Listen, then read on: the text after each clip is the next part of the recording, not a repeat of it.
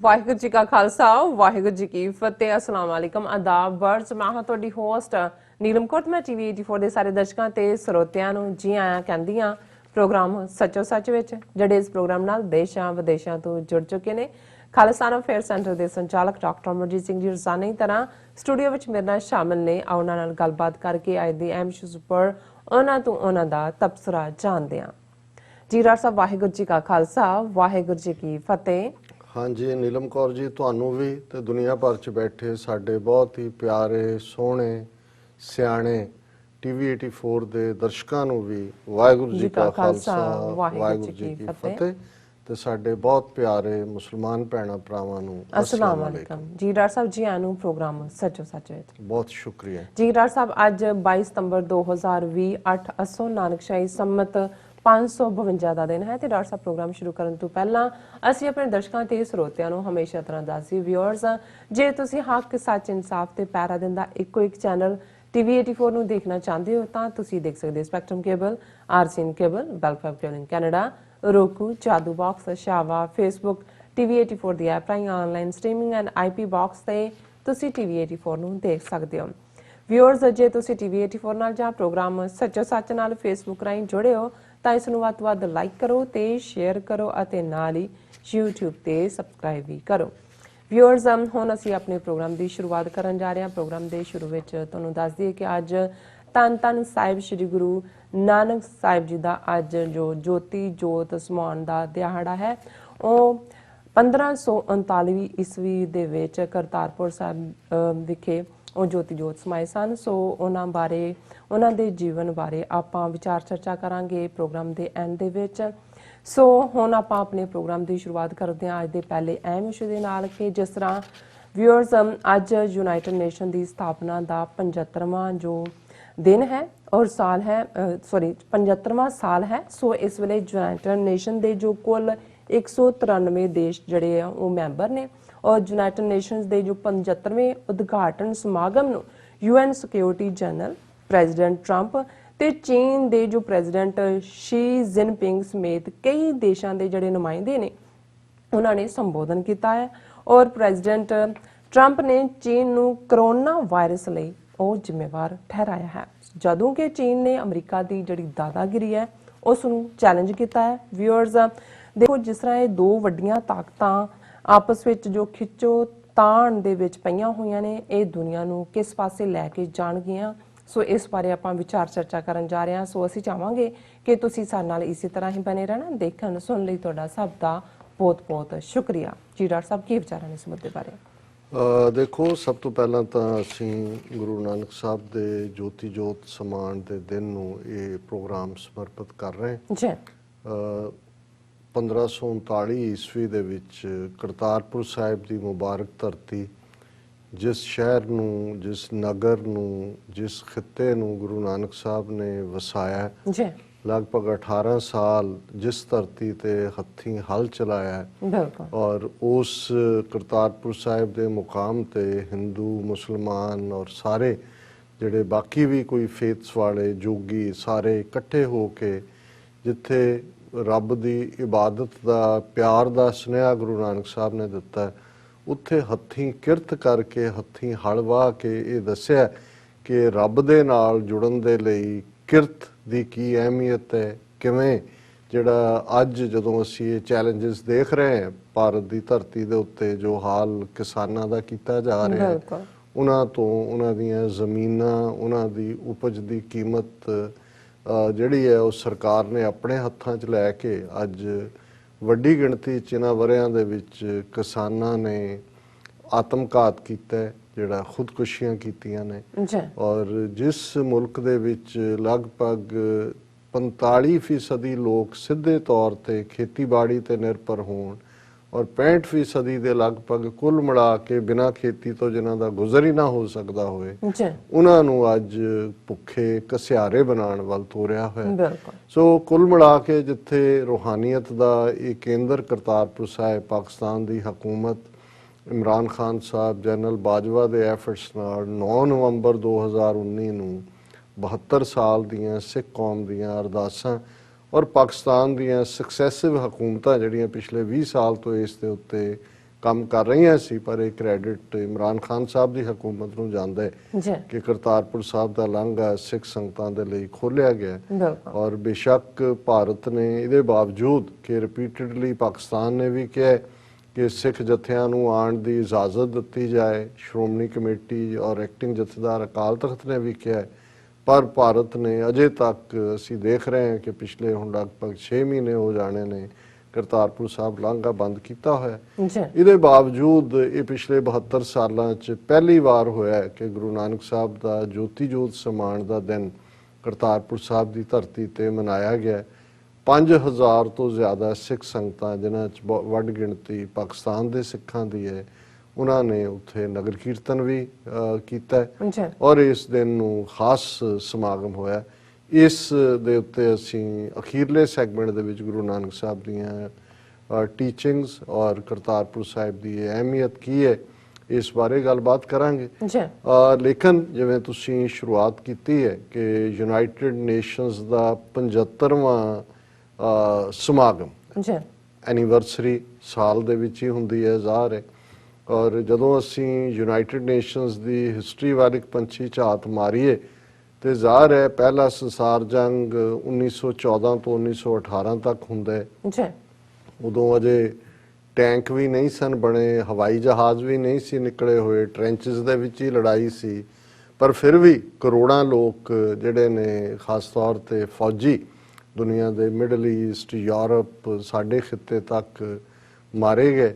ਔਰ ਉਸ ਤੋਂ ਵੀ ਜ਼ਿਆਦਾ ਲੋਕ ਫਿਰ ਜਿਹਨੂੰ ਸਪੈਨਿਸ਼ ਵਾਇਰਸ ਕਹਿੰਦੇ ਸੀ 2018 ਦੇ ਵਿੱਚ ਜੰਗ ਜਦੋਂ ਮੁੱਕਿਆ ਜੀ ਤੇ ਜਿਹੜੇ ਇੱਥੋਂ ਯੂਰਪ ਔਰ ਦੂਸਰੀਆਂ ਥਾਵਾਂ ਤੋਂ ਫੌਜੀ ਵਾਪਸ ਗਏ, ਉਹਨਾਂ ਨੂੰ ਉਹ ਵਾਇਰਸ ਚੰਬੜੀ ਹੋਈ ਸੀ ਔਰ ਫਿਰ ਕਰੋੜਾਂ ਲੋਕ ਜਿਹੜੇ ਨੇ ਇਹਦੇ ਨਾਲ ਮਰੇ। ਅਮਰੀਕਾ 'ਚ ਅਸੀਂ ਦੇਖਦੇ ਹਾਂ ਕਿ 6 ਮਿਲੀਅਨ ਲੋਕ 1918 ਦੇ ਵਿੱਚ ਸਪੈਨਿਸ਼ ਵਾਇਰਸ ਦੇ ਨਾਲ ਮਰੇ ਸਨ। ਔਰ ਹੁਣ ਵੀ ਜਦੋਂ ਅਸੀਂ ਕੋਵਿਡ-19 ਕਰੋਨਾ ਦੀ ਗੱਲ ਕਰ ਰਹੇ ਹਾਂ, ਸਭ ਤੋਂ ਜ਼ਿਆਦਾ ਕੈਜੂਅਲਟੀਜ਼ ਅਮਰੀਕਾ 'ਚ ਹੋਈਆਂ ਨੇ, 2 ਲੱਖ ਤੋਂ ਜ਼ਿਆਦਾ ਮੌਤਾਂ। ਪਰ ਇਹ ਵੀ ਜੇ ਫਸਟ ਵਰਲਡ ਵਾਰ ਨਾ ਹੁੰਦਾ ਤੇ ਇਵੇਂ, ਕਿਉਂਕਿ ਸਾਰੇ ਹਰ ਥਾਂ ਇੱਕੋ ਥਾਂ ਤੇ ਇਕੱਠੇ ਹੋ ਕੇ ਫਿਰ ਆਪੋ ਆਪਣੀਆਂ ਥਾਵਾਂ ਨੂੰ ਖਿਲ ਰਹੇ, ਤੇ ਫਿਰ ਇਹ ਸਪੈਨਿਸ਼ ਵਾਇਰਸ ਨਾਲ ਵੀ ਨਹੀਂ ਸੀ ਲੋਕ ਮਰਨੇ। ਲੇਕਿਨ ਇਸ 'ਚੋਂ ਇੱਕ ਰੀਅਲਾਈਜੇਸ਼ਨ ਹੋਈ ਕਿ ਵੀ ਅਸੀਂ ਆਪਸ 'ਚ, ਔਰ ਦੋਨੋਂ ਹੀ ਸੰਸਾਰ ਜੰਗ ਪਹਿਲਾ ਵੀ ਔਰ ਦੂਜਾ ਜਿਹੜਾ 1939 ਤੋਂ 1945 ਤੱਕ ਚੱਲਿਆ, ਇਹ ਵੀ ਯੂਰਪ ਦੀਆਂ ਪਾਵਰਸ ਨੇ ਸ਼ੁਰੂ ਕੀਤਾ। ਇੱਕ ਪਾਸੇ ਬ੍ਰਿਟੇਨ ਹੈ,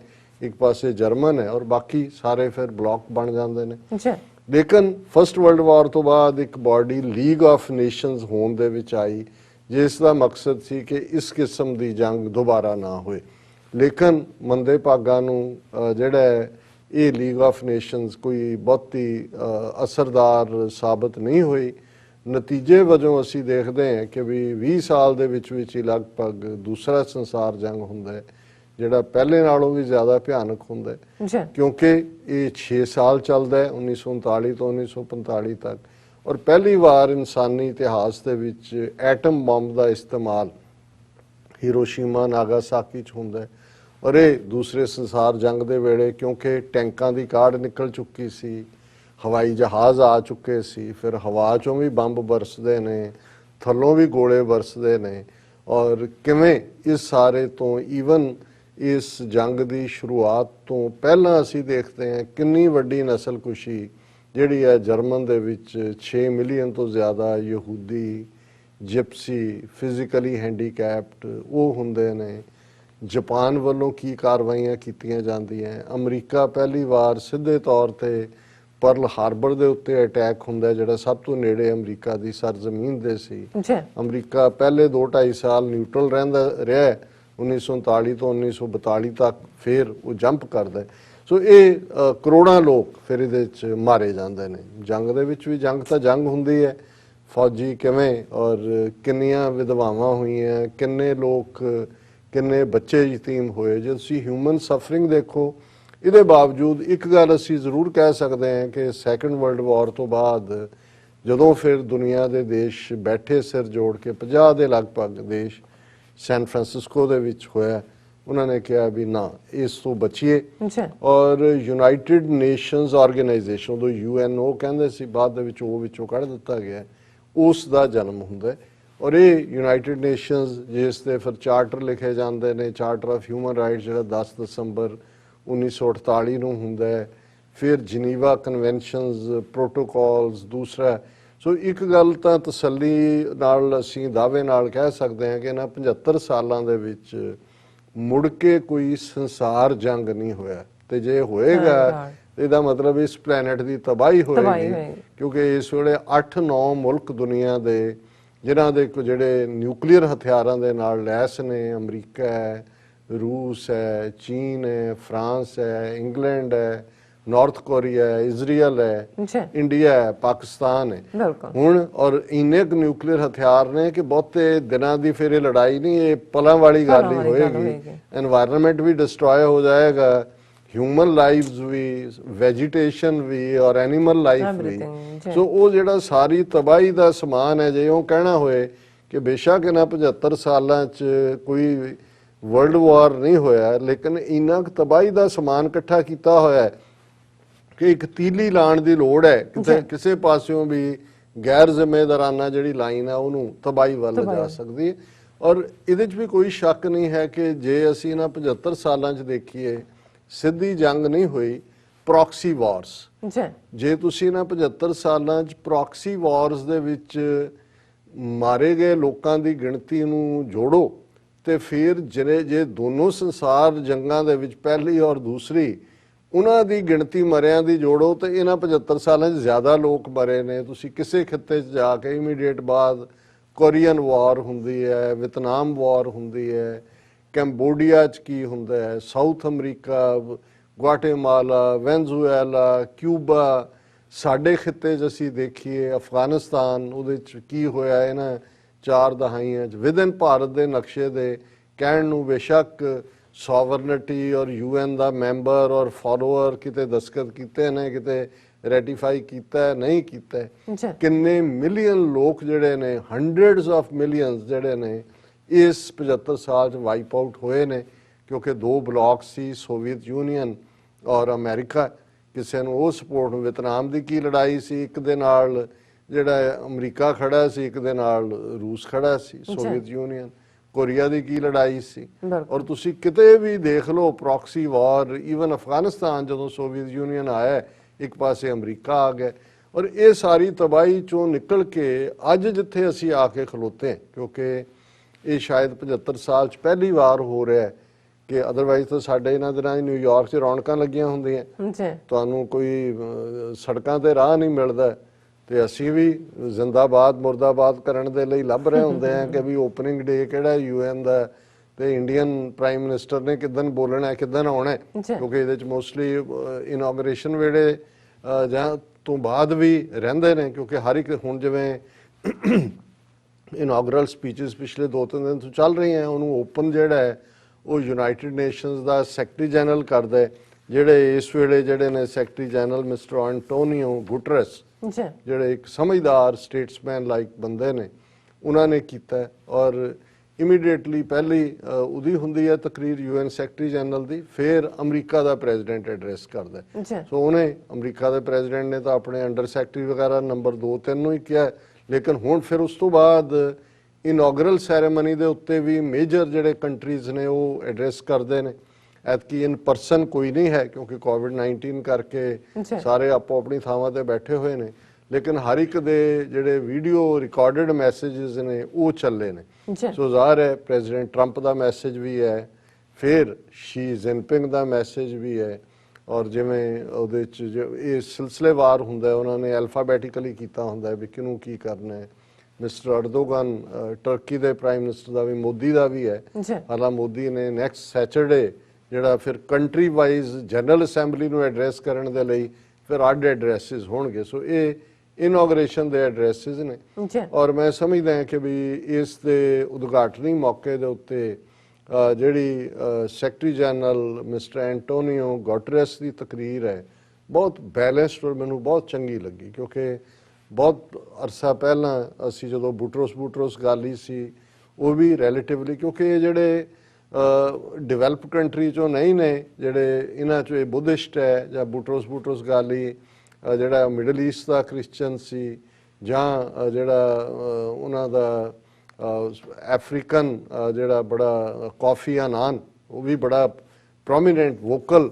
ਸੋ ਇਹ ਆਪਣੇ ਆਪ 'ਚ ਇੱਕ ਪਰਸਨੈਲਿਟੀਜ਼ ਨੇ ਔਰ ਇਹਨਾਂ ਦੀ ਕੋਸ਼ਿਸ਼ ਹੁੰਦੀ ਹੈ ਕਿ ਵੀ ਇਹ ਜਿਹੜੇ ਡਿਵੈਲਪਡ ਮੁਲਕ ਨੇ ਵੱਡੇ, ਇਹ ਤਾਂ ਸੈਲਫ ਸੈਂਟਰਡ ਨੇ, ਆਪੋ ਆਪਣੇ ਇੰਟਰਸਟ ਦੇਖਦੇ ਨੇ। ਔਰ UN ਜਨਰਲ ਅਸੈਂਬਲੀ 'ਚ ਇਸ ਵੇਲੇ 193 ਦੇਸ਼ ਉਹਦੇ ਮੈਂਬਰ ਨੇ, ਛੋਟੇ ਦੇਸ਼ ਵੀ ਨੇ, ਅੰਡਰ ਡਿਵੈਲਪਡ ਵੀ ਨੇ, ਅਨਡਿਵੈਲਪਡ ਵੀ ਨੇ। ਔਰ ਇਹਨਾਂ ਦੀ ਇਹ ਕੋਸ਼ਿਸ਼ ਰਹੀ ਹੈ ਕਿ ਇਹ ਜਿਹੜਾ ਐਕਸਪੈਰੀਮੈਂਟ ਹੈ ਜਿਹੜਾ ਸੈਕੰਡ ਵਰਲਡ ਵਾਰ ਤੋਂ ਬਾਅਦ ਜਿਹਨੇ ਘੱਟੋ ਘੱਟ ਥਰਡ ਵਰਲਡ ਵਾਰ ਉਸ ਲੈਵਲ ਦਾ ਨਹੀਂ ਹੋਣ ਦਿੱਤਾ, ਇਹ ਘੱਟੋ ਘੱਟ ਵੱਡੇ ਦੇਸ਼ ਛੋਟਿਆਂ ਦਾ ਧਿਆਨ ਰੱਖਣ, ਆਪਸ ਦੇ ਵਿੱਚ ਨਾ ਵੰਡੇ ਜਾਣ। ਔਰ ਇਸ ਵੇਲੇ ਤਾਂ ਜੇ ਅਸੀਂ ਇਹਨਾਂ ਦੋਨਾਂ ਦੀ ਤਕਰੀਰ, ਕਿਉਂਕਿ ਇਹਦੇ 'ਚ ਕੋਈ ਸ਼ੱਕ ਨਹੀਂ ਕਿ Soviet Union second world war ਤੋਂ ਬਾਅਦ ਇੱਕ ਵੱਡੀ ਤਾਕਤ ਐਮਰਜ ਹੋਇਆ ਸੀ, ਹੁਣ ਰਸ਼ੀਆ ਨੰਬਰ 3 ਤੇ ਚਲਾ ਗਿਆ। ਔਰ ਜ਼ਾਹਰ ਹੈ ਕਿ ਦੋ ਵੱਡੀਆਂ ਪਾਵਰਸ ਜਿਹੜੀਆਂ ਇਕਨੋਮਿਕਲ ਮਾਈਟ ਨਾਲ ਵੀ ਔਰ ਮਿਲਟਰੀ ਮਾਈਟ ਦੇ ਨਾਲ ਵੀ ਨੇ, ਉਹ ਅਮਰੀਕਾ ਔਰ ਚਾਈਨਾ ਨੇ। ਔਰ ਚਾਹੀਦਾ ਤਾਂ ਇਹ ਸੀ ਕਿ ਵੀ ਇਸ ਕਿਸਮ ਦੇ ਮੌਕੇ ਜਦੋਂ ਕੋਵਿਡ-19 ਨੇ ਲਗਭਗ ਸਾਰੀ ਦੁਨੀਆ ਨੂੰ ਆਪਣੀ ਜਿਹੜਾ ਚਪੇਟ ਦੇ ਵਿੱਚ ਲਿਆ ਹੋਇਆ, ਕੋਈ ਜੁਆਇੰਟ ਸਟ੍ਰੈਟਜੀ ਹੁੰਦੀ, ਵੈਕਸੀਨੇਸ਼ਨ ਡਿਵੈਲਪ ਕਰਨ ਦੇ ਉੱਤੇ ਵੀ ਦੌੜ ਲੱਗੀ ਹੋਈ ਹੈ। ਰਸ਼ੀਆ ਦਾ ਕਲੇਮ, ਟਰੰਪ ਵੀ ਕਹਿ ਰਿਹਾ ਹੁਣ 90 ਦਿਨਾਂ 'ਚ ਆ ਜਾਏਗੀ, 80 ਦਿਨਾਂ 'ਚ ਆ ਜਾਏਗੀ। ਚਾਈਨਾ ਦੇ ਆਲਰੇਡੀ ਟਰਾਇਲ ਚੱਲ ਹੀ ਰਹੇ ਨੇ ਔਰ ਉਸ ਸਾਰੇ ਚੋਂ ਉਹਦੇ ਚੋਂ ਵੀ ਜਿਵੇਂ ਅੱਜ ਹੀ ਮੇਰੀ ਗੱਲ ਇੰਗਲੈਂਡ ਦੇ ਇੱਕ ਸਿਆਣੇ ਡਾਕਟਰ ਨਾਲ ਸਕਾਟਲੈਂਡ ਗਲਾਸਗੋ 'ਚ ਨੇ ਉਹ ਹੋ ਰਹੀ ਸੀ, ਤੇ ਉਹ ਮੈਨੂੰ ਕਹਿੰਦਾ ਜੀ ਸਭ ਪੈਸੇ ਬਣਾਉਣ ਦੇ ਚੱਕਰ 'ਚ ਲੱਗੇ ਹੋਏ ਨੇ ਔਰ ਕਿਸੇ ਦਾ ਕੋਈ, ਕਿਉਂਕਿ ਇਲਾਜ ਕੋਈ ਹੈ ਨਹੀਂ ਹੈ, ਸੋ ਸਾਰੇ ਹੀ ਆਪੋ ਆਪਣੀ ਦੌੜ 'ਚ ਨੇ। ਔਰ ਇਹ ਗੱਲ ਜਿਹੜੀ ਹੈ ਉਹਨਾਂ ਦੀ UN secretary general mister Antonio Guterres ਦੀ ਤਕਰੀਰ ਦੇ ਵਿੱਚ ਹੀ, ਜੇ ਉਹਦਾ ਪਹਿਲਾ ਜੁਮਲਾ ਜਿਹੜਾ ਇੰਟਰਨੈਸ਼ਨਲ ਮੀਡੀਆ ਨੇ ਦਿੱਤਾ, ਉਹਦੇ 'ਚ ਉਹਨਾਂ ਨੇ ਕਿਹਾ ਕਿ surplus of multilateral challenges, deficit of multilateral solutions, says Guterres. ਉਹਨਾਂ ਨੇ ਕਿਹਾ ਵੀ ਇੰਨੇ ਜ਼ਿਆਦਾ ਮਲਟੀਲੇਟਰ ਜਿਹੜੇ ਸਾਰਿਆਂ ਨੂੰ ਇਫੈਕਟ ਕਰ ਰਹੇ ਨੇ, ਇਹ ਨਹੀਂ ਹੈ ਹੁਣ ਉਹ ਨਹੀਂ ਹੈ ਵੀ ਕੋਈ ਬਿਮਾਰੀ ਨੇ ਇੱਕ ਦੇਸ਼ ਦੀਆਂ ਹੱਦਾਂ 'ਚ ਹੀ ਰਹਿਣਾ ਜਾਂ ਉਹਨੂੰ ਹੀ ਸਾਰੇ ਪਾਸੇ। ਉਹਨਾਂ ਨੇ ਕਿਹਾ ਕਿ ਵੀ ਇੱਕ ਪਾਸੇ ਮਲਟੀਲੈਟਰਲ ਚੈਲੰਜਸ ਨੇ, ਲੇਕਿਨ ਜਿਹੜਾ ਮਲਟੀਲੈਟਰਲ ਸੋਲਿਊਸ਼ਨ ਹੋਣੇ ਚਾਹੀਦੇ ਆ ਉਹਦਾ ਡੈਫਿਸਿਟ ਹੈ, ਉਹਦੀ ਕਮੀ ਹੈ ਜਾਂ ਉਸ ਵੱਲ ਕਿਸੇ ਦਾ ਧਿਆਨ ਨਹੀਂ ਹੈ। ਔਰ ਉਹਦੇ 'ਚ ਵੀ ਉਹਨਾਂ ਨੇ ਜਿੱਥੇ 75 ਸਾਲ ਦੀ ਅਚੀਵਮੈਂਟ ਦੀ ਗੱਲ ਕਰਦੇ ਆ, ਕਿਹਾ ਕਿ ਬਹੁਤ ਚੰਗੀ ਗੱਲ ਹੈ ਕਿ ਕੋਈ ਇਹਨਾਂ 75 ਸਾਲਾਂ 'ਚ ਵਰਲਡ ਵਾਰ ਨਹੀਂ ਹੋਇਆ। ਔਰ ਇਸ ਵੇਲੇ ਜਿਹੜਾ ਉਹਨਾਂ ਨੇ ਜਿਹੜੇ ਚੈਲੰਜਸ ਹਿਊਮਨ ਰੇਸ ਦੇ ਸਾਹਮਣੇ ਨੇ, ਉਹਨਾਂ 'ਚ ਜ਼ਾਹਰ ਹੈ ਕਿ ਵੀ ਉਹਨਾਂ ਨੇ ਇਹ ਕਿਹਾ ਕਿ ਵੀ ਕੋਵਿਡ-19 pandemic has laid bare the world's fragilities. ਕਿ ਕੋਵਿਡ-19 ਨੇ ਦੱਸ ਦਿੱਤਾ ਕਿ ਦੁਨੀਆ ਕਿੰਨੇ ਕੁ ਜੋਗੀ ਹੈ, ਕਿੰਨੇ ਅਸੀਂ ਫ੍ਰੈਜਲ ਹੈ, ਕਿ we can only address them together today, ਕਿ ਇਹ ਇਕੱਠੇ ਹੋ ਕੇ ਹੀ ਜਿਹੜੇ ਇਹਨਾਂ ਚੈਲੰਜਸ ਨੂੰ ਫੇਸ ਕੀਤਾ ਜਾ ਸਕਦਾ ਹੈ। ਹਾਲਾਂਕਿ ਉਹਨਾਂ ਨੇ ਜਿਹੜੇ ਚੈਲੰਜਸ ਗਿਣਾਏ ਉਹਦੇ 'ਚ ਜੈਂਡਰ ਇਨਇਕੁਆਲਿਟੀ ਹੈ, ਮਰਦ ਔਰਤਾਂ ਦੇ ਹੱਕਾਂ ਦੇ ਵਿੱਚ ਨਾ ਬਰਾਬਰੀ, ਔਰ ਫਿਰ ਉਹਨਾਂ ਨੇ ਜਿਹੜਾ ਬਾਇਓਡਾਇਵਰਸਿਟੀ ਕੋਲੈਪਸਿੰਗ, ਕਿ ਵੀ ਜਿਹੜੀ ਡਾਇਵਰਸ ਸੀ, ਕਿਉਂਕਿ ਰੇਸਿਜ਼ਮ ਵਾਪਸ ਸਿਰ ਚੁੱਕ ਰਿਹਾ ਹੈ, ਨੈਸ਼ਨਲਿਜ਼ਮ ਵਾਪਸ ਆ ਰਿਹਾ, ਉਹਨਾਂ ਨੇ ਕਿਹਾ collapse, hatred that was engendering geopolitical tensions and increasing the threat from nuclear weapons, ਕਿਉਂਕਿ ਜਿਹੜੀ ਹੇਟਰੇਡ ਔਰ ਜੋ ਚੱਲ ਰਿਹਾ ਹੈ ਅਲਟੀਮੇਟਲੀ ਸਾਨੂੰ ਨਿਊਕਲੀਅਰ ਉਸ ਪਾਸੇ ਵੀ ਲਿਜਾ ਸਕਦਾ ਹੈ। ਔਰ ਇਹ ਸਾਰੇ ਚੋਂ ਉਹਨਾਂ ਨੇ ਜਿਹੜਾ ਇਹ ਵੀ ਇਹ ਕਿਹਾ ਕਿ ਵੀ ਇਸ ਵੇਲੇ ਜਿਹੜੇ ਚੈਲੰਜਸ ਨੇ ਇਹ ਪਹਿਲਾਂ ਕਦੇ ਦੇਖਣ 'ਚ ਨਹੀਂ ਆਏ, ਔਰ ਉਹਨਾਂ ਨੇ ਜਿਹੜਾ ਇਸ ਵਰੇ ਦੀ ਡੈਕਲੇਰੇਸ਼ਨ ਦਿੱਤੀ ਹੈ to take action on range of subjects from digital cooperation to reform of the UN, ਕਿ UN ਦੇ ਵਿੱਚ ਰਿਫਾਰਮ ਹੋਣੇ ਚਾਹੀਦੇ ਨੇ, ਡਿਜੀਟਲ ਕੋਆਪਰੇਸ਼ਨ ਹੋਏ। ਫਿਰ ਉਹਨਾਂ ਨੇ ਕਿਹਾ ਕਿ ਵੀ ਇਹ ਸਾਰੇ ਚੋਂ ਬੇਸ਼ੱਕ ਇਹਨੂੰ ਜਿਹੜੀ ਡਰਾਫਟਿੰਗ ਹੁੰਦੀ ਹੈ ਜਿਹੜੀ UN ਸੈਕਟਰੀ ਜਨਰਲ ਦੀ, ਮਲਟੀਪਲ ਨੇਸ਼ਨਸ ਇਨਵੋਲਵ ਸੀ, ਕਤਰ, ਸਵੀਡਨ, ਲੇਕਿਨ ਇੱਕ ਸਟੇਜ ਦੇ ਉੱਤੇ ਜਿਹੜੀ ਲੈਂਗੁਏਜ ਸੀ ਉਹਦੇ ਤੇ 5 ਮੁਲਕਾਂ ਨੇ ਚੈਲੰਜ ਕੀਤਾ ਕਿ ਵੀ Australia, Canada, India, US, New Zealand, ਕਿ ਜੀ ਇਹ ਨਹੀਂ ਹੈ, ਇਹ ਜਿਹੜੀ ਲੈਂਗੁਏਜ ਹੈ ਇਹ ਤਾਂ ਕਮਿਊਨਿਸਟ ਚਾਈਨਾ ਦੀ ਲੈਂਗੁਏਜ ਹੈ। ਲੇਕਿਨ ਉਹ ਭਾਵੇਂ ਉਹਨਾਂ ਨੇ ਉਹਦੇ ਚੋਂ ਘਟਾ ਦਿੱਤੇ, ਲੇਕਿਨ ਜਦੋਂ ਫਿਰ ਦੋਨਾਂ ਮੁਲਕਾਂ ਦੇ ਹੈਡਸ ਦਾ ਕਹਿਣ ਦਾ ਵੇੜਾ ਆਇਆ, ਟਰੰਪ ਨੇ ਜੋ ਕਹਿਣਾ ਸੀ ਉਹਨੇ ਕਿਹਾ ਖੁੱਲ੍ਹ ਕੇ, ਸ਼ੀ ਜਿਨਪਿੰਗ ਨੇ ਵੀ। ਸੋ ਇਹਦੇ 'ਚ ਕਿਸੇ ਨੂੰ ਕੋਈ ਦੱਸਣ ਦੀ ਲੋੜ ਨਹੀਂ ਹੈ ਕਿ ਜਿਹੜਾ ਹੁਣ ਨਵਾਂ ਬਾਈਪੋਲਰ ਵਰਲਡ ਹੈ ਉਹਦੇ 'ਚ ਅਮਰੀਕਾ, ਕਿਉਂਕਿ ਅਮਰੀਕਾ ਦੇ ਸਾਹਮਣੇ ਤਾਂ ਹੋਰ ਵੀ ਹੈ ਕਿਉਂਕਿ ਆਉਣ ਵਾਲੇ ਜਿਹੜਾ ਨਵੰਬਰ ਦੇ ਪਹਿਲੇ ਹਫਤੇ ਚੋਣਾਂ ਨੇ ਅਮਰੀਕਾ ਦੀਆਂ।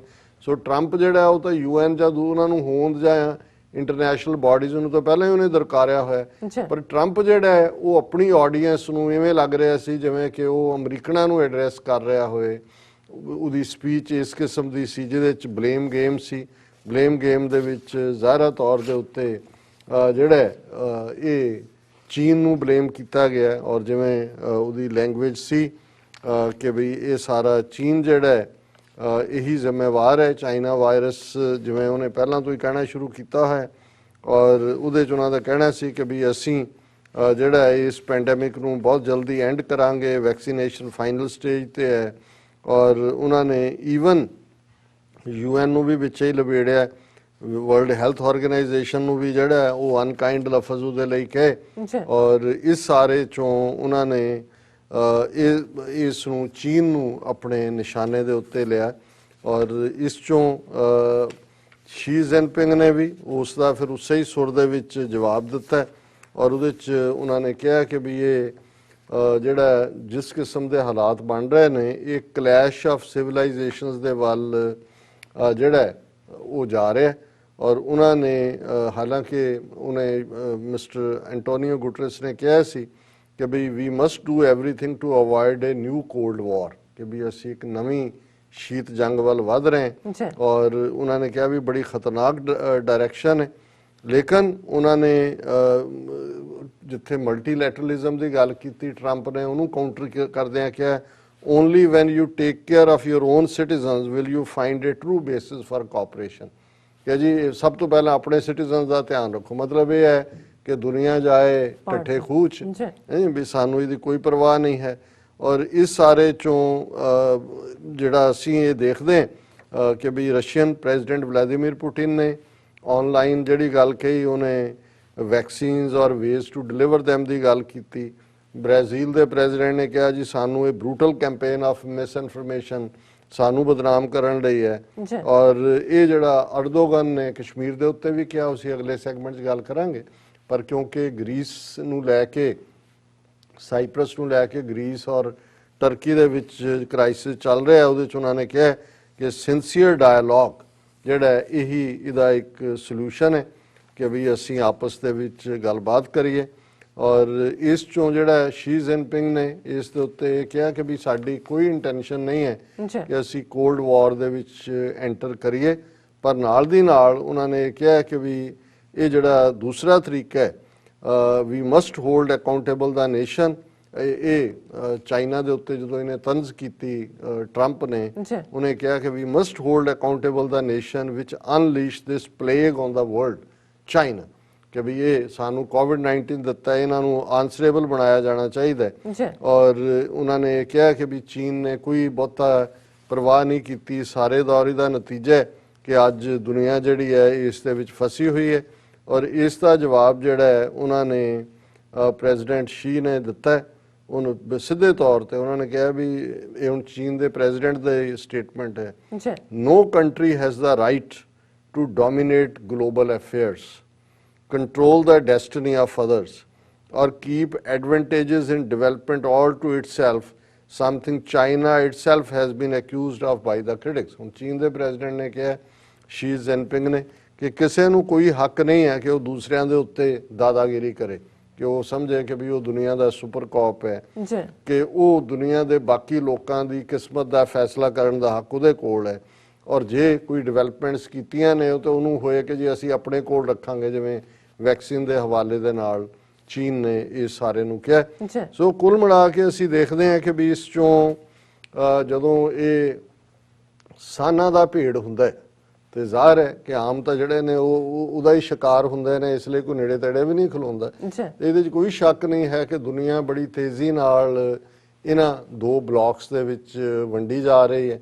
ਪਹਿਲਾਂ ਜਿਹੜੀ division between Soviet Union and America ਸੀ, ਹੁਣ ਪਲੇਅਰ ਸ਼ਿਫਟ ਹੋਏ ਨੇ। ਜਿਵੇਂ ਇੰਡੀਆ ਕੋਲਡ ਵਾਰ ਈਰਾ ਦੇ ਵਿੱਚ ਸੋਵੀਅਤ ਯੂਨੀਅਨ ਦੇ ਘਨਾੜੇ ਚੜਿਆ ਹੋਇਆ ਸੀ, ਔਰ ਜੇ ਤੁਸੀਂ ਯੂਨਾਈਟਿਡ ਨੇਸ਼ਨਸ 'ਚ ਵੋਟਿੰਗ ਰਿਕਾਰਡ ਦੇਖੋ ਤੇ ਇੰਡੀਆ ਨੇ ਅਮਰੀਕਾ ਦੇ ਖਿਲਾਫ ਜ਼ਿਆਦਾ ਵਾਰ ਵੋਟ ਪਾਈ ਹੈ ਸੋਵੀਅਤ ਯੂਨੀਅਨ ਦੇ ਮੁਕਾਬਲੇ ਵੀ। ਕਈ ਵਾਰ ਸੋਵੀਅਤ ਯੂਨੀਅਨ ਤਾਂ ਐਬਸਟੇਨ ਕਰ ਜਾਂਦਾ ਸੀ, ਪਰ ਇੰਡੀਆ ਇਹ ਦੱਸਣ ਦੇ ਲਈ ਕਿ ਮੋਰ ਲਾਇਲ ਦੈਨ ਦਾ ਕਿੰਗ, ਉਹ ਜ਼ਿਆਦਾ ਵਾਰ ਵੋਟ ਕਰਦਾ ਸੀ। ਜੀ ਪਰ ਹੁਣ ਇੰਡੀਆ ਇਵੇਂ ਦੱਸਦਾ ਹੈ ਜਿਵੇਂ ਉਹ ਅਮਰੀਕਾ ਦੀ ਮੁੱਛ ਦਾ ਵਾਲ ਹੈ ਕਿ ਉਹਨਾਂ ਦਾ। ਸੋ ਇਸੇ ਤਰੀਕੇ ਨਾਲ ਇੱਕ ਸਟੇਜ ਤੇ ਕੋਲਡ ਵਾਰ ਦੇ ਸ਼ੁਰੂ ਹੁੰਦਿਆਂ ਸੋਵੀਅਤ ਯੂਨੀਅਨ ਔਰ ਚਾਈਨਾ ਪਹਿਲਾਂ ਭਾਵੇਂ ਦੋਸਤ ਸੀ, ਫਿਰ ਇੱਕ ਦੂਜੇ ਦੇ ਵਿਰੁੱਧ ਵੀ ਭੁਗਤੇ ਕਿਉਂਕਿ ਸਟਾਲਿਨ ਔਰ ਮਾਓ ਸੇ ਤੁੰਗ ਦਾ ਟੱਕਰ ਸੀ। ਪਰ ਹੁੰਦੇ ਹੁੰਦੇ ਕਿਉਂਕਿ ਹੁਣ ਰਸ਼ੀਆ ਦੀ ਤਾਕਤ ਜਿਹੜੀ ਆ ਉਹ ਖਤਮ ਹੋਈ, ਸੋਵੀਅਤ ਯੂਨੀਅਨ ਤੋਂ ਬਾਅਦ ਘਟੀ, ਦੁਬਾਰਾ ਰਿਵਾਈਵ ਕਰ ਰਹੇ ਨੇ। ਤੇ ਹੁਣ ਅਸੀਂ ਆਪਣੇ ਖਿੱਤੇ ਦੇ ਵਿੱਚ ਜਿਹੜਾ ਕੰਬੀਨੇਸ਼ਨ ਦੇਖ ਰਹੇ ਹਾਂ ਉਹਦੇ ਵਿੱਚ ਰਸ਼ੀਆ, ਚਾਈਨਾ, ਟਰਕੀ, ਜਿਹੜਾ ਟਰਕੀ ਅਮਰੀਕਾ ਦੇ ਬਹੁਤ ਨੇੜੇ ਸੀ ਔਰ ਇਜ਼ਰਾਈਲ ਨੂੰ ਸਭ ਤੋਂ ਪਹਿਲਾਂ ਰੈਕਗਨਾਈਜ਼ ਕਰਨ ਵਾਲਿਆਂ ਚੋਂ ਸੀ। ਹੁਣ ਇਸਲਾਮਿਕ ਵਰਲਡ ਦੇ ਵਿੱਚ ਜਾਂ ਆਲਮੋਸਟ 57 ਇਸਲਾਮਿਕ ਕੰਟਰੀਜ਼ 'ਚ ਸਭ ਤੋਂ ਜ਼ਿਆਦਾ ਵੋਕਲ ਉਹ ਕਸ਼ਮੀਰ ਦਾ ਇਸ਼ੂ ਹੋਏ, ਫਲਸਤੀਨੀਆਂ ਦਾ ਹੋਏ ਜਾਂ ਯੂਰਪ 'ਚ ਹੋਏ ਜਾਂ ਇਸਲਾਮ ਦੇ ਹਵਾਲੇ, ਉਹ ਟਰਕੀ ਹੈ। ਕਿਉਂਕਿ ਇਹੀ ਟਰਕੀ ਜਿਹੜਾ ਹੈ ਉਹ ਅਤਾ ਤੁਰਕ ਦੇ ਥੱਲੇ ਬਿਲਕੁਲ ਸੈਕੂਲਰਿਜ਼ਮ ਦੇ ਨਾਂ ਥੱਲੇ ਉਹਨਾਂ ਨੇ ਉੱਥੇ ਸਿਰ ਢਕਣਾ ਵੀ ਬੈਨ ਕਰਤਾ ਸੀ ਕਿ ਵੀ ਕੋਈ ਸਿਰ ਨਹੀਂ ਢੱਕ ਸਕਦਾ, ਔਰ ਜਿਸ ਕਿਸਮ ਦਾ, ਪਰ ਉਹ ਵੀ ਯੂ ਟਰਨ ਮਾਰਿਆ। ਔਰ ਹੁਣ ਟਰਕੀ ਵੀ, ਰਸ਼ੀਆ, ਚਾਈਨਾ, ਈਰਾਨ, ਹੁਣ ਇੱਕ ਪਾਸੇ ਅਸੀਂ ਦੇਖਦੇ ਹਾਂ ਵੀ ਕਿੱਥੇ ਈਰਾਨ ਉਸ ਵੇਲੇ ਇਮੀਡੀਏਟਲੀ ਸੈਕੰਡ ਵਰਲਡ ਵਾਰ ਤੋਂ ਬਾਅਦ ਕੋਲਡ ਵਾਰ ਈਰਾ 'ਚ ਸ਼ਾਹ ਆਫ ਈਰਾਨ ਅਮਰੀਕਾ ਦੇ ਪ੍ਰਭਾਵ ਥੱਲੇ ਸੀ, ਇੰਗਲੈਂਡ ਦੇ ਯੂਰਪੀਅਨ ਬਲੌਕ 'ਚ ਸੀ। ਫਿਰ ਉੱਥੇ ਆਇਤੁੱਲਾ ਖਮੀਨੀ ਦਾ ਰੈਵੋਲੂਸ਼ਨ ਆਇਆ ਔਰ ਉਹਨਾਂ ਦਾ ਜਿਹੜਾ ਮੈਸੇਜ ਸੀ ਦੋਨਾਂ ਲਈ ਸੀ ਕਿ ਬੜਾ ਸ਼ੈਤਾਨ, ਛੋਟਾ ਸ਼ੈਤਾਨ, ਉਹ ਅਮਰੀਕਾ ਨੂੰ ਵੱਡਾ ਸ਼ੈਤਾਨ ਕਹਿੰਦਾ ਸੀ, ਸੋਵੀਅਤ ਯੂਨੀਅਨ ਨੂੰ ਛੋਟਾ ਸ਼ੈਤਾਨ ਕਹਿੰਦਾ ਸੀ। ਪਰ ਹੁਣ ਛੋਟਾ ਸ਼ੈਤਾਨ ਜਿਹੜਾ ਹੈ ਉਹ ਰਸ਼ੀਆ ਹੈ, ਲੇਕਿਨ ਈਰਾਨ ਜਿਹੜਾ ਹੈ ਉਹ ਰਸ਼ੀਆ ਦੇ ਨਾਲ ਤਾਵਨ ਕਰ ਰਿਹਾ। ਸੋ ਇੱਕ ਗੱਲ ਦਾ ਧਿਆਨ ਰਹੇ ਕਿ ਵੀ ਜੇ ਤੁਸੀਂ, ਕਿਉਂਕਿ ਅਸੀਂ ਜਦੋਂ ਪੋਲੀਟੀਕਲ ਈਡੀਅਮ 'ਚ ਗੱਲ ਕਰਦੇ ਹਾਂ ਤਾਂ ਫਿਰ ਆਪਣਾ ਸਪਿਰਿਚੁਅਲ ਐਂਗਲ ਜੇ ਦਈਏ ਤੇ ਲੈ ਦੇ ਕੇ ਰੱਬ ਨੇ ਤਾਂ ਲੀਕਾਂ ਨਹੀਂ ਖਿੱਚੀਆਂ, ਰੱਬ ਨੇ ਤਾਂ ਇਹ ਖੂਬਸੂਰਤ ਧਰਤੀ ਬਣਾਈ, ਇਨਸਾਨ, ਆਬੋ ਹਵਾ, ਪਲਾਂਟਸ, ਐਨੀਮਲ ਕਿੰਗਡਮ, ਇਹ ਸਾਰਿਆਂ ਨੂੰ ਔਰ ਇੰਨਾ ਕੁਝ ਭਰ ਦਿੱਤਾ ਇਸ ਧਰਤੀ ਦੇ ਉੱਤੇ ਕਿ ਕਿਸੇ ਵੀ ਜੀਵ ਨੂੰ, ਜੰਤੂ ਨੂੰ, ਕਿਸੇ ਵੀ ਜਿਹਦੇ ਲਾਈਫ ਹੈ ਉਹਨੂੰ ਕੋਈ ਭੁੱਖ ਦਾ ਫਿਕਰ ਨਾ ਹੋਏ। ਦਾਤਾਂ ਵੀ ਖੁੱਲੀਆਂ ਦਿੱਤੀਆਂ, ਕੀਤਾ ਪਸਾਓ ਏਕੋ ਕਵਾਓ, ਇੱਕੋ ਵਾਰੀ ਉਹ ਕੁਆ ਇਸ ਧਰਤੀ ਨੂੰ ਉਹਨੇ ਭਰ ਦਿੱਤਾ ਸਾਰਿਆਂ ਦੇ ਨਾਲ। ਪਰ ਜਿਹੜਾ ਇਸ ਧਰਤੀ ਦੇ ਉੱਤੇ ਇਹ ਇਨਸਾਨ ਜਿਹਨੂੰ ਇੱਕ ਪਾਸੇ ਤਾਂ ਰੱਬ ਦੇ ਇਮੇਜ 'ਚ ਅਸੀਂ ਬਣਾਇਆ ਕਹਿੰਦੇ ਹਾਂ ਕਿ ਜੀ ਰੱਬ ਦੀ ਸਭ ਤੋਂ ਬੈਸਟ ਘਾੜਤ ਹੈ, ਪਰ ਜੇ ਅਸੀਂ ਸਫਰਿੰਗ ਦੇਖੀਏ ਉਹ ਰੱਬੋਂ ਨਹੀਂ ਆਈ ਹੋਈ। ਸਫਰਿੰਗ ਦੇ ਲਈ ਬਹੁਤ ਵਾਰ ਜੇ ਤੁਸੀਂ 7-8 ਹਜ਼ਾਰ ਸਾਲ ਦੀ ਹਿਊਮਨ ਹਿਸਟਰੀ ਵੀ ਦੇਖੋ ਤੇ ਫਿਰ ਅਸੀਂ ਹੀ ਜ਼ਿੰਮੇਵਾਰ ਹੁੰਦੇ ਹਾਂ। ਕਿਤੇ ਸਾਡੀ ਤਮਾ ਹੈ, ਕਿਤੇ ਸਾਡੀ ਅਨਾ ਹੈ, ਕਿਤੇ ਸਾਡੀ ਗਰੀਡ ਹੈ, ਕਿਤੇ ਸਾਡੀ ਹਉਮੈ ਹੈ, ਕਿਤੇ ਸਾਡੀ ਲਸਟ ਹੈ, ਕਿਤੇ ਕੋਈ ਹੋਰ ਰੀਜ਼ਨ ਨੇ ਵੱਡਾ ਬਣਨ ਦਾ। ਅੱਧੀ ਦੁਨੀਆ ਫਤਿਹ ਕਰਨ ਤੱਕ ਪਹੁੰਚਣ ਵਾਲਾ ਸਿਕੰਦਰ ਦੁਨੀਆ ਫਤਿਹ ਕਰਨ ਨੂੰ ਤੁਰਿਆ, ਕੋਈ ਕਿਸੇ ਨੂੰ ਡੋਮੀਨੇਟ ਕਰ ਰਿਹਾ। ਹੁਣ ਵੀ ਅਸੀਂ ਦੇਖ ਰਹੇ ਹਾਂ ਕੋਵਿਡ-19 ਨਾਲ ਲੱਖਾਂ ਲੋਕ ਦੁਨੀਆ ਦੇ ਵਿੱਚ ਚਲੇ ਗਏ, ਮਿਲੀਅਨ ਸਫਰ ਕਰ ਰਹੇ ਨੇ, ਪਰ ਤੁਸੀਂ ਦੇਖੋ ਵੀ ਕਿਵੇਂ ਦਵਾਈਆਂ ਦੀਆਂ ਕੰਪਨੀਆਂ ਦੀ ਗਰੀਡ, ਫੂਡ ਵਾਲਿਆਂ ਦੀ ਇੱਧਰ ਉੱਧਰ ਕੀ ਚੱਲ ਰਿਹਾ। ਇਸ ਸਾਰੇ ਚੋਂ ਇਵੇਂ ਹੀ ਅਸੀਂ ਦੇਖਦੇ ਹਾਂ ਕਿਤੇ ਐਕਸੀਡੈਂਟ ਹੁੰਦਾ, ਲੋਕ ਮਰੇ ਹੁੰਦੇ ਨੇ, ਜੇ ਆਪਣੇ ਅਸੀਂ ਖਿੱਤੇ 'ਚ ਦੇਖੀਏ ਕੋਈ ਮੁੰਦਰੀਆਂ ਲਾ ਰਿਹਾ ਹੁੰਦਾ, ਕੋਈ ਜੇਬਾਂ ਫਰੋਲ ਰਿਹਾ ਹੁੰਦਾ, ਕੋਈ ਨਾ ਲੱਥੇ ਤਾਂ ਹਾਥੀ ਵੱਢ ਕੇ ਲੈ ਜਾਂਦਾ ਉਹਨਾਂ ਨੂੰ ਸਭ। ਹੁਣ ਇਹਦੇ ਲਈ ਇਹ ਕੋਈ ਰੱਬ ਤਾਂ ਦੋਸ਼ੀ ਨਹੀਂ ਹੈ ਨਾ ਕਿ ਵੀ ਜੀ ਇਹ ਉਹਨੂੰ ਵੀ ਕਹੋ ਜੀ ਇਹ ਰੱਬ ਦੇ ਨਹੀਂ, ਇਹ ਰੱਬ ਨੇ ਸਾਨੂੰ ਇੱਕ ਪਲੇਗਰਾਉਂਡ ਦਿੱਤਾ ਖੇਡਣ ਦੇ ਲਈ, ਕੁਝ ਚੀਜ਼ਾਂ ਫ੍ਰੀ ਰੱਖ ਕੇ, ਪਰ ਅਸੀਂ ਹੀ ਆਪਣੀ ਡਿਸਟਰਕਸ਼ਨ ਦਾ ਸਮਾਨ ਆਪ ਹੀ ਤਿਆਰ ਕਰਦੇ, ਆਪ ਹੀ ਉਸ ਚੋਂ ਸਾਡੀ ਬਰਬਾਦੀ ਹੁੰਦੀ ਹੈ। ਸੋ ਅਸੀਂ ਤਾਂ ਇਹ ਸਾਰੇ ਚੋਂ ਯੂਨਾਈਟਿਡ ਨੇਸ਼ਨਸ ਹੋਏ ਜਾਂ ਕੋਈ ਹੋਰ ਕਿਤੇ ਡਿਵੈਲਪਮੈਂਟਸ ਹੁੰਦੀਆਂ, ਸਾਡੇ ਸਾਹਮਣੇ ਤਾਂ ਇਹੀ ਹੁੰਦਾ ਹੈ ਕਿ ਭਾਈ ਇਨਸਾਨ ਨੂੰ ਇਨਸਾਨ ਸਮਝੇ। ਸਭ ਤੋਂ ਵੱਡਾ ਮਜ਼ਹਬ, ਧਰਮ, ਮਜ਼ਹਬ ਵੀ ਜਿਹੜੇ ਨੇ ਉਹ ਤਾਂ ਇਸੇ ਲਈ ਸੀ ਕਿ ਸਾਡੇ 'ਚ ਇਨਸਾਨੀਅਤ ਹੋਏ, ਸਾਨੂੰ ਇਹ ਸਮਝ ਆਏ ਕਿ ਖਲਕ ਮੈਂ ਖਾਲਕ ਪੂਰ ਰਹੋ ਸਭ ਥਾਈ। ਔਰ ਅਸੀਂ ਜਦੋਂ ਆਪਣੇ ਰੂਹਾਨੀ ਪੈਗੰਬਰ ਗੁਰੂ ਸਾਹਿਬਾਨ ਉਹਨਾਂ ਦੀਆਂ ਟੀਚਿੰਗਸ ਵੱਲ ਦੇਖਦੇ ਹਾਂ ਤੇ ਉਹ ਤਾਂ ਜਦੋਂ ਰੱਬ ਦੇ ਨਾਲ ਜੁੜਦੇ ਨੇ, ਜੀ ਜੰਤ ਸਭ ਸ਼ਰਨ ਤੁਮਾਰੀ, ਸਰਬ ਚਿੰਤ ਤੁਧ ਪਾਸੇ, ਜੋ ਤੁਧ ਭਾਵੈ ਸੋਈ ਚੰਗਾ, ਇੱਕ ਨਾਨਕ ਕੀ ਅਰਦਾਸ। ਕਿ ਭਾਈ ਉਹ ਤੇਰੇ ਅੱਗੇ ਅਰਦਾਸ ਹੈ, ਦੁਆ ਹੈ, ਸਾਰੇ ਜੀ ਜੰਤ, ਸਾਰੀ ਕ੍ਰੀਏਸ਼ਨ ਤੇਰੇ ਹਵਾਲੇ ਹੈ। ਸਾਰਿਆਂ ਦੀ ਤੈਨੂੰ ਚਿੰਤਾ ਹੈ, ਜੀ। ਇਹ ਸਾਰਿਆਂ ਦਾ ਤੈਨੂੰ ਫਿਕਰ ਹੈ। ਬਿਲਕੁਲ ਤੇ ਇਸ ਸਾਰੇ ਚੋਂ ਹੀ ਅਸੀਂ ਨਾਨਕ ਨਾਮ ਚੜ੍ਹਦੀ ਕਲਾ ਤੇਰੇ ਭਾਣੇ ਸਰਬੱਤ ਦਾ ਭਲਾ ਮੰਗਦੇ। ਔਰ ਅਸੀਂ ਕੁਦਰਤੀ ਕਿਉਂਕਿ 22 ਸਤੰਬਰ ਦਾ ਦਿਨ ਗੁਰੂ ਨਾਨਕ ਸਾਹਿਬ ਦੇ ਜੋਤੀ ਜੋਤ ਸਮਾਉਣ ਦਾ ਦਿਨ ਹੁੰਦਾ ਹੈ, ਜੀ। ਤੇ ਇਸ ਤੋਂ ਵਧੀਆ ਹੋਰ ਕਿਹੜਾ ਮੌਕਾ ਹੋ ਸਕਦਾ ਹੈ ਜਦੋਂ ਕਿ ਅਸੀਂ ਸਰਬੱਤ ਦੇ ਭਲੇ ਦੀ ਗੱਲ ਕਰੀਏ।